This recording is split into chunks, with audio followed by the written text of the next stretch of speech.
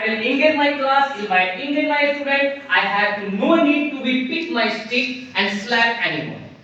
हम अभी तक अपने इस स्कूल का इंडिविजुअल, मेरा अपना एक्सपीरियंस है 2 साल करीब होने जा रहा है, हम बहुत कम डंडा उठाए हैं, न थप्पड़ मारे हैं। जबकि हम डील करते हैं 10th क्लास को भी, इसलिए डील करते हैं बिकॉज मेरा सबसे बड़ा टारगेट होता है क्लास में जाएंगे, मेरा सब्स्टिट्यूट लगता है पंकज सर के एब्सेंट में, 10th में इंटर किए, सबसे पहला बोर्ड लेते हैं, मार्कर लेते हैं, स्टूडेंट एडिशन का 5 क्वेश्चन दे दिए, एंगेजमेंट शुरू है। उसके बाद वन बाय वन बच्चे को हम पूछते हैं कि यहाँ क्या है, यहाँ नहीं, उसके बाद after discussion and then after lastly homework. So it is the way of mine according to my class to be maintain the discipline inside my class every week. And knocking the student is also a good circumstance. अगर हम किसी बच्चे को knock करके individual लेते हैं तो knocking करने से भी बच्चे एक्टिव रहते हैं क्लास में और पढ़ते हैं। Right now the second step outside of classroom, ये तो ये क्लास के अंदर की बात। अब मेरा ड्यूटी है क्लास के बाहर हम कैसे अपने बच्चे को कंट्रोल करेंगे और मेंटेन करवाएंगे डिसिप्लिन। सबसे पहला बात जो according to the protocol of different schools the scenario of the recess period is different, that's why here is also different and my work is watch them carefully. मेरा पहला काम है उनको वॉच करना एकदम केयरफुली कि वह बच्चा क्या कर रहा है, अगर जरूरत है then I will knock, otherwise note.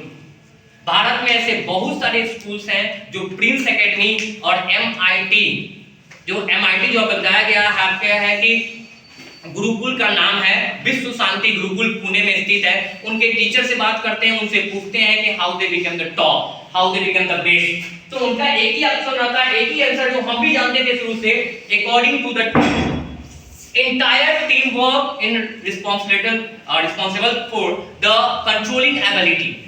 Example of assembly के एग्जांपल लेते हैं, यहाँ पर भी डिसिप्लिन का सबसे बेस्ट आता है आपको example where the influence of the school. जब भी कोई बच्चा स्कूल आता है सबसे पहला जो interaction with the teacher with the school that is the assembly. अब असेंबली में भी अलग duty, nobody has seen me in anywhere schoolistic my life for 25 years that I will stay properly in a particular line. I'm going to be just steadily not away.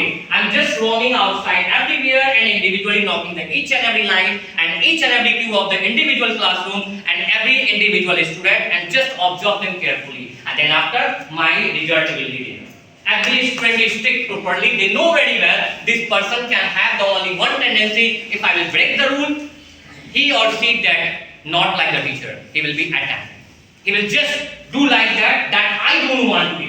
So इस चीज से वो डरते हैं, वो काम करते हैं। तो असेंबली में हमारा सबसे पहला काम यही है कि हम कैसे अपने डिसिप्लिन लेवल को हाई टू हाई करके रखें। एंड फोर इंपॉर्टेंट मेरे तरफ से, too much strict discipline as far as my concept knowledge is also not.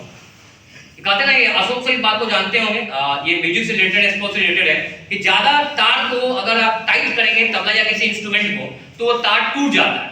Means to say the moral is there, अगर हम ज्यादा स्ट्रिक्ट डिसिप्लिन रखेंगे then it will be a harsh to me also. हम उतना ही level में रहते हैं जितना हमको जरूरत लगता है। हम लेते हैं example regarding the girls, the sensitive को एजुकेशन में सेंसिटिव जो पर्सन होता है हमारी गर्ल्स होती है। अब देखिए अब गर्ल्स के साथ हम क्या करते हैं, कुछ नहीं, एक वर्ड नहीं, ज्यादा होता है तो मैडम लोग को बोलते हैं, नहीं तो बस खड़ा हो जाते हैं। And set only one example, मैं उनसे एक क्वेश्चन पूछता हूं, what are you doing right now. एक अगर वो गलत है तो तुरंत बताती हैं, और नहीं तो समझ जाते हैं कि उन्होंने गलती किया, कुछ बोलने लगे तो हरा सकती हैं। ईच एंड एवरी स्टेप तो मैं गर्ल्स को भी ट्रीट करने के लिए बस एक ही काम करता हूं, क्वेश्चंस, एंगेजमेंट। क्लास में 9D, one of the talented class of 9 section 9D in 9th standard, उनकी गर्ल्स जो है आउटस्टैंडिंग।